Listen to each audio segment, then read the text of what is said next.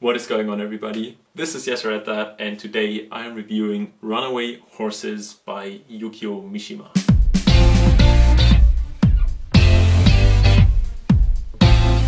We are back in Japan, and it is the second book of the Sea of Fertility trilogy by Mishima. No, actually, tetralogy? How do you call that? It's a series of 4 books by Mishima. If you want to check out my review of the first book, I will link it somewhere maybe or in the description. It's called Spring Snow and in my opinion was pretty good. I'll also give a bit of background about the author in the review of the first book because he has a very interesting, well, what do you say? Very interesting history. Anyways, I'll talk about the story first, then give you my likes and dislikes, and finally give you my score for the book. So let's talk about the story. The general setting is Japan, as I said, and it is in 1932-1933, so right before the Second World War. The book focuses on Honda Shigekuni in the beginning. So we know Honda from the first book already. He was one of the main characters. He was a good friend of Kiyoaki, who died in the end, and basically now he lives in Osaka, and completely unrelated to everything that happened before, he has a very enlightening, I guess, meeting with one youth. This person is Isao Inuma, who is also kind of related to the first book because the tutor that Kiyoaki had, that was Inuma, and his son is called Isao Inuma. So when Honda sees Isao Inuma and he sees him in like I think some kind of tournament, and after that he sees him washing away his sweat underneath the fall, and he realizes that he has the exact same birthmarks that Kiyoaki had. That reminds Honda of the last words that Kiyoaki said to him, which was basically, "Just now I had a dream, I'll see you again, I know it, beneath the falls." So after that, he is convinced that Isao is a reincarnation of Kiyoaki in a new body, and Isao is from then on the main character in the book.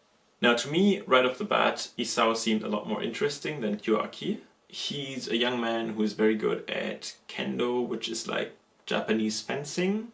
I actually don't really know what kendo is, but that's how I imagined it. As the book goes on, we learn about the economic situation in Japan, and in this time, just after the Great Depression, there's a lot of hardship in Japan. But also some people are copying the Western economic model, which is basically capitalism and squeezing people from their last yens, basically. And right in that time, Isao, the main character, who was raised by a pretty right-wing father, has unique ideas about how this should be handled, and basically he thinks that all Japanese are children of the emperor, which means that the emperor has to protect all of his children. Or basically, if the capitalist people don't care about every citizen in Japan, they are rejecting this idea, and that means they're rejecting the emperor of Japan. So this is how I understood it. I hope that I didn't get anything mixed up, but basically that's his belief, and Isao has this fascination with being a pure individual, with being pure, basically. Kiyoaki in the last book had this huge focus on elegance and being like an elegant man. This is different for Isao. He wants to be pure and have a completely pure character, and this also means he dreams of a pure death. He has this book called The League of the Divine Wind. If you don't know, Divine Wind in Japan means kamikaze, so yeah. And this movement wanted to maintain the samurai ideals by overtaking Kumamoto Castle. But basically what happened, they were gunned down. This is like Japanese history, that the samurai had an uprising. They were completely gunned down, destroyed, and the last members who realized that the fight was lost all committed seppuku.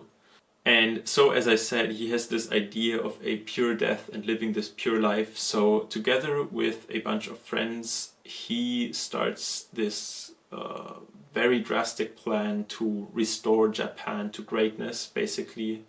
And I won't spoil anything further in the book, but that's the basic gist. And I mean, to me, all of this just sounds so interesting, really. The whole topic is very intense. And if you know the backstory of the author, Mishima, who in the end of his life made a military coup, or tried to do one basically, and then committed seppuku himself, I think we can say for sure that, well, he wrote a lot of his own ideas into this character. But yeah, that's it for the story right now. I think that was a lot anyways, and I'll get to my likes and dislikes now, and I'll start with my likes. So it was basically Japanese society versus capitalism fight. And I think that is super interesting because it shows how these new ideas were seen by the Japanese society. And you can see Isao being radicalized by this idea more and more, by capitalism, and it has a lot of parallels with a radicalized society today and how it used to happen 100 years ago. And it's very interesting to me.